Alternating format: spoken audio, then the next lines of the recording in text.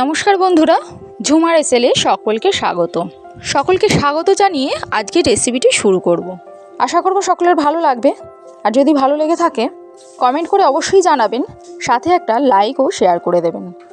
আমার চ্যানেলে বন্ধু হয়ে থাকার জন্য চ্যানেলটি সাবস্ক্রাইব করে রাখার অনুরোধ রইল। আমার ভিডিওর নোটিফিকেশন পাওয়ার জন্য পাশে থাকা বেল আইকনটি অবশ্যই প্রেস করে দেবেন। তো রেসিপিটি করার জন্য আমি নিয়ে নিয়েছি তালের পাল্প, 500 দুধের ছানা। তালের পাল্প আর ছানা দুটোকে নিয়ে মিক্সারে একটু ঘুরিয়ে নেব, আর তার সঙ্গে অ্যাড করে দেবো পরিমাপ মতন চিনি। আজকে বানাবো তালের মিষ্টি। আর মিষ্টিটা কেমন হয়েছে তা জানতে গেলে তো আপনাদের নিজেদেরকে করে নিতে হবে। এটা সম্পূর্ণ একটা ঘরোয়া মিষ্টি। দোকানে এরকম কোনো মিষ্টি পাওয়া যায় কিনা তা আমার জানা নেই। আশা করব আপনাদের ভালো লাগবে। এতক্ষণ আমি কড়াতে 1 কাপ দুধ নিয়ে ভালো করে জাল দিয়ে তাতে আমি খানিকটা গুঁড়ো দুধ মিশিয়ে দিলাম। গুঁড়ো দুধটা মেশালাম লিকুইড দুধটাকে ঘন করার জন্য। এইভাবে নাড়ি চাড়িয়ে খানিকক্ষণ দুধটা একটু জাল দিয়ে যেই মিক্সারে আমি ঘুরিয়ে রেখেছিলাম সমস্ত জিনিসটা আমি এর মধ্যে দিয়ে দেবো এবং ভালোভাবে এটাকে শুকিয়ে নিতে হবে। এরপর অ্যাড করে দিলাম 1 থেকে 1.5 চামচ টক দই। সমস্তটা একবারে কড়া ছেড়ে যায় এইভাবেই শুকিয়ে নিতে হবে। এখন তো তালেরই সময়, আর দেরি কেন, ঝটপট তাহলে বানিয়ে ফেলুন। তার জন্য রেসিপিটা স্কিপ না করে দেখে ফেলুন। সমস্তটা ভালোভাবে শুকিয়ে এসেছে।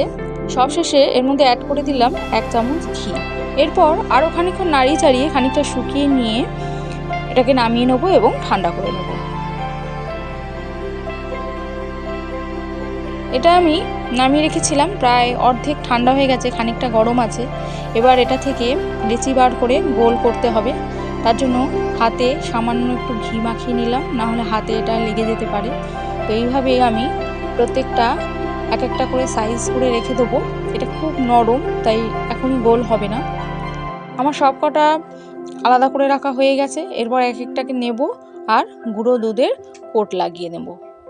গুঁড়ো দুধটা ভালোভাবে এর মধ্যে মাখিয়ে নিয়ে একটু গোল, এই সময় গোলটা ভালোভাবে হবে, গোল করে সমস্তটার আকার আমি দিয়ে নেব।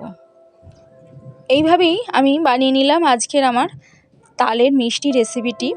এই মিষ্টিটা আমি প্রথমবার বানালাম আর এতটাই টেস্টফুল হয়েছিল যেটা আপনারা না করলে বুঝতে পারবেন না। তাই অবশ্যই একবার ঘরে ট্রাই করে দেখবেন।